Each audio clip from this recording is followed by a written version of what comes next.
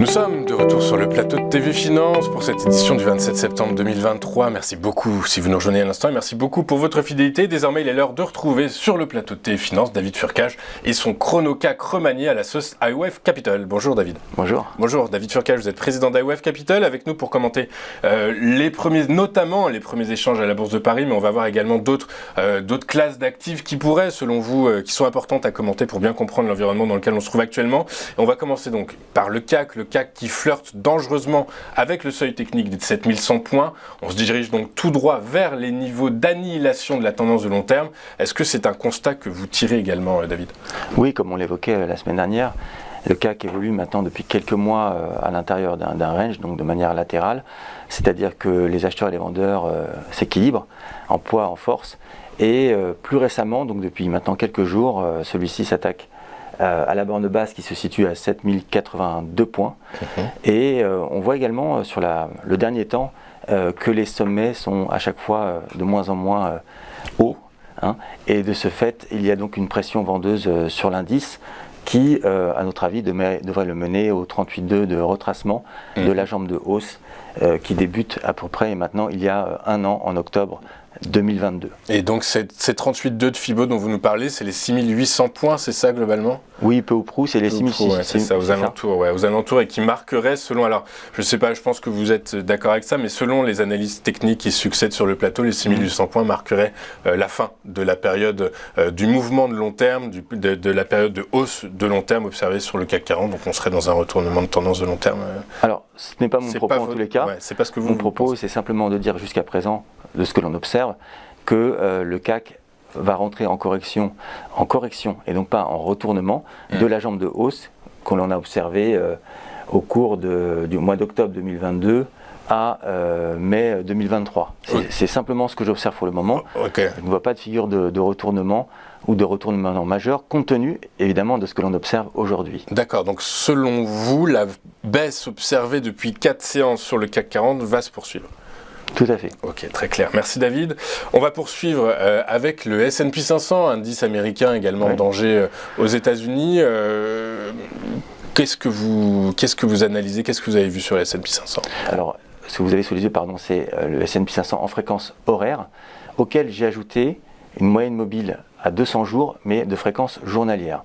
Et ce que l'on observe, c'est que celui-ci a déclenché une figure de retournement, et donc il y a changement d'opinion sur l'horizon court terme, et il y a rupture donc, de ce qui s'appelle ici la ligne de coup, et également de niveau majeur, c'est l'horizontale qui part d'un bout à l'autre du graphique, et celui-ci teste en ce moment sa moyenne mobile donc à 200 jours en période journalière, bien que, je le répète, le graphique soit en fréquence horaire. D'accord, donc on comprend que le S&P 500 est arrivé sur une zone clé, en fait, en réalité, une zone déterminante. Tout à fait. Là, il teste actuellement donc, ce niveau-là, donc cette moyenne mobile de long terme, qui est confondue avec le retracement de Fibonacci à 50%, et de toute évidence, ça n'appuie pas, ça ne milite pas, comme je l'indiquais tout à l'heure, pour que le CAC 40 en fait se reprenne ou quoi que ce soit.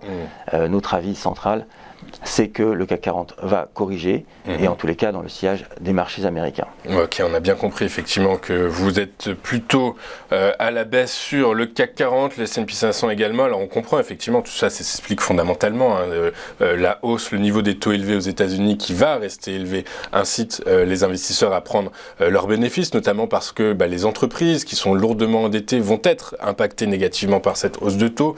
Il y a la croissance en Chine, même si il semblerait que les premières mesures, les premiers signes de raffermissement de l'économie chinoise se montrent suite à la publication des bénéfices des entreprises industrielles chinoises publiées ce matin, montrent que potentiellement l'économie retrouve un peu d'allant.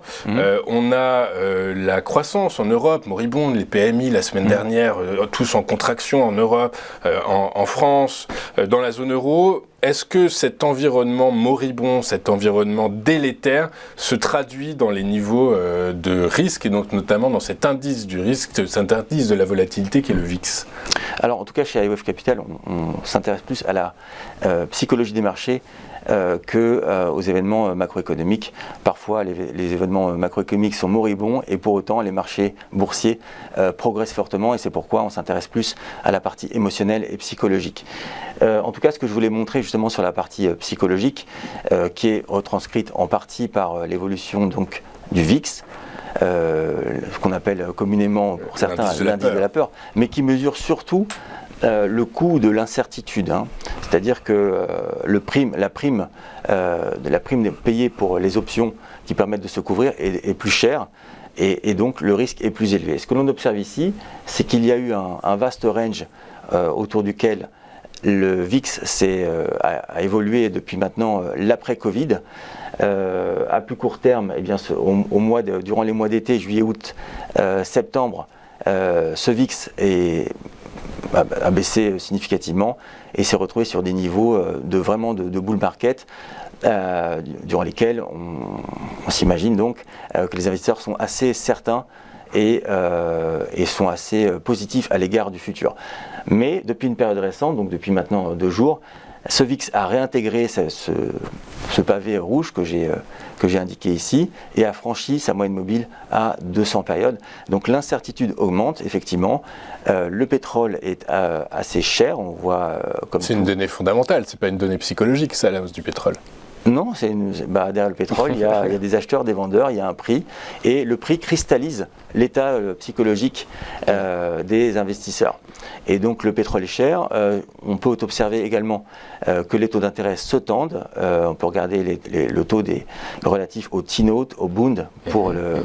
Le taux souverain Bund, c'est le 10 ans, voilà. le taux souverain allemand, oui. Et tout ceci est plutôt récessif pour les marchés actions. Voilà, tout ceci pour appuyer mon discours en rapport à l'évolution du CAC, donc des marchés américains de plus en plus incertains, en tout cas à court terme, court moyen terme, un pétrole cher, un VIX qui se reprend. On a là les caractéristiques d'une possible, en tout cas c'est notre avis ici, correction, en tout cas pour l'indice CAC 40, puisque c'est l'objet de la chronique. Exactement, l'indice CAC 40, mais vu que c'est une chronique revisitée par iWave Capital, il n'y a pas que le CAC 40, il y a le S&P 500 qui est également en danger, et tout ceci se matérialise sur l'indice de la peur, le VIX qui retrouve des couleurs, retrouve de la lance, qui est plutôt négatif pour les marchés financiers. Merci beaucoup David d'avoir été avec nous ce matin, David Furcage, président de iWave Capital. On marque une dernière courte page de publicité, et on se retrouve juste après pour notre point boursier tout de suite sur Téléfinance.